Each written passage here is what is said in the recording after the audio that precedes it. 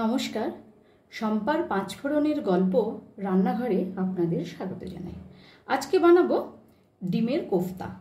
এই ডিমের কোফতা বানাবার জন্য আমি এখানে নিয়েছি 2টো সেদ্ধ আলু, 3টে সেদ্ধ ডিম, কিছুটা পেঁয়াজ কুচি, কাজু কয়েকটা, কিশমিশ, একটু চারমগজ, 4টে কাঁচা লঙ্কা আর এই 2টো ব্রেড।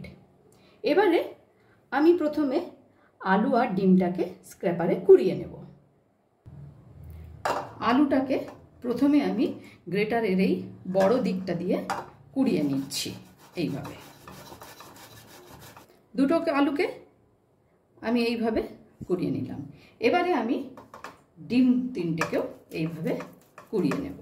ডিম আর আলুটা আমার কুড়িয়ে নেওয়া হয়ে গেছে। এবারে এর মধ্যে আমি দিয়ে দেব পরিমাণ মতো নুন, দেব 1.5 চামচ মতো চিনি,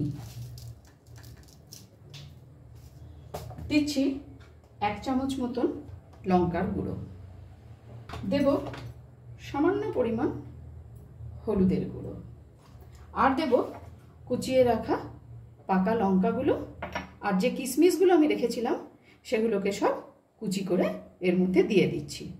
আর পাউরুটি 2 পিস আমি টুকরো টুকরো করে এর মধ্যে এইভাবে দিয়ে দিলাম। এগুলোকে আমি ভালো করে এবারে চটকে মেখে নেব। ততক্ষণে আমি পেঁয়াজটাকে একটু ভেজে নিই। পেঁয়াজটাও আমি ভেজে নিয়ে ভাজা পেঁয়াজটা এর মধ্যে দিয়ে দিচ্ছি। তেল সমেতে কিন্তু আমি ভাজা পেঁয়াজটা এর মধ্যে দিয়ে দিলাম। এখন এটাকে আমি চটকে মেখে নেব। সব উপকরণগুলো আমার একসাথে মাখা হয়ে গেছে। হাতে তেল লাগিয়ে নিয়েছি। এবারে এগুলোকে আমি কোফতার আকারে গড়ে নেব। আপনারা চাইলে যে কোনো শেপই দিতে পারেন। আমি এটা একটু ডিমের শেপই দেব। এর মধ্যে আমি দিয়ে দেব 2টো করে কিশমিশ। এইভাবে দিয়ে এটাকে মুড়ে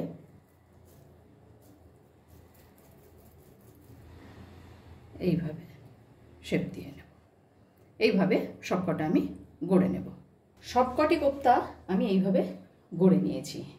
এবারে আমি এগুলোকে ভেজে নেব। পেঁয়াজ ভাজা কড়াইয়ের মধ্যেই আমি দিয়ে দিচ্ছি সাদা তেল কিছুটা কোফতাগুলো ভাজার জন্য। তেল গরম হয়ে গেছে। এবারে আমি তেলের মধ্যে একে একে কোফতাগুলো ছেড়ে দিচ্ছি।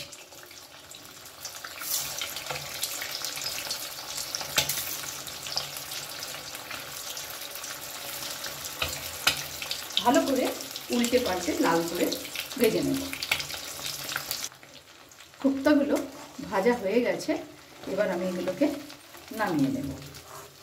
এই কোফতাগুলো কিন্তু খুবই নরম হয়, আর যেহেতু ডিম আছে বলে এটা একটু ফেনা ফেনা মতো তেলের মধ্যে উঠবে।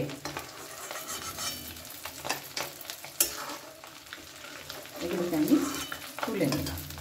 আবারও ওই তেলের মধ্যে আমি অন্য কোফতাগুলো দিয়ে ভেজে নেব।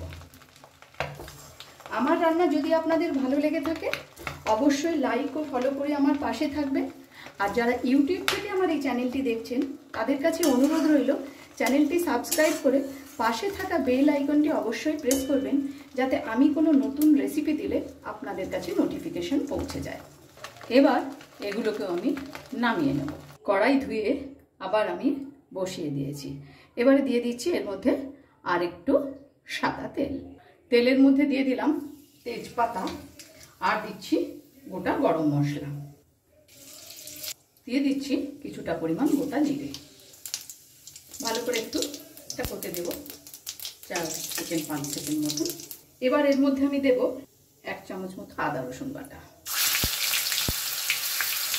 দিয়ে দিচ্ছি 1 চামচ মতো ধনে গুঁড়ো। ভালো করে এটাকে কষিয়ে নেব।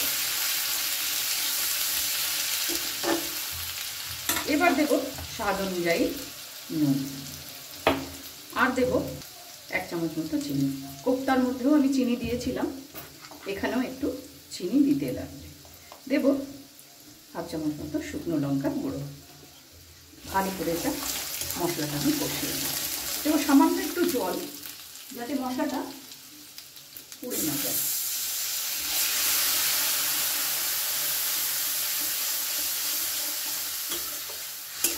যতক্ষণ কোপ্তাগুলো ভাজা হচ্ছিল আমি ততক্ষণ কাজু চারমগজটাকে একটু গুঁড়ো দুধ দিয়ে বেটে নিয়েছি।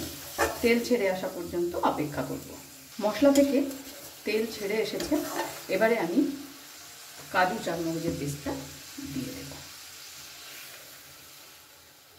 মিক্সির জার ধোয়া জলটা আমি এর মধ্যে দিয়ে দেব।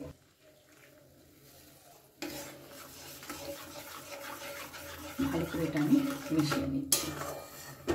গ্যাসের ফ্লেমটাকে আমি লোতে রেখে মিনিট খানেক এটাকে আমি ফুটতে দেব।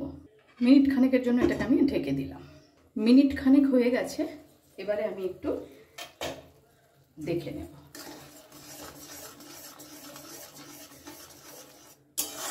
ঝোলটাও বেশ সুন্দর ফুটে গেছে।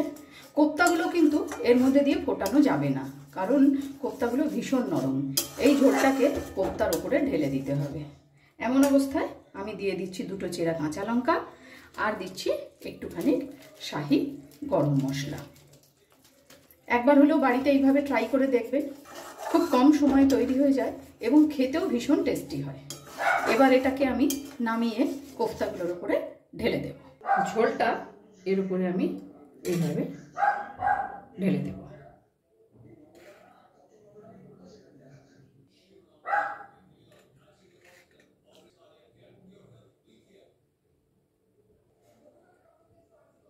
তৈরি করে নিয়েছি দারুণ স্বাদের একটি রেসিপি, ডিমের কোফতা।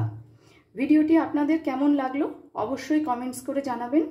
আজ তাহলে এই পর্যন্তই। দেখা হচ্ছে সামনের ভিডিওতে অন্য কোনো রেসিপির সাথে। ভালো থাকবেন, সুস্থ থাকবেন।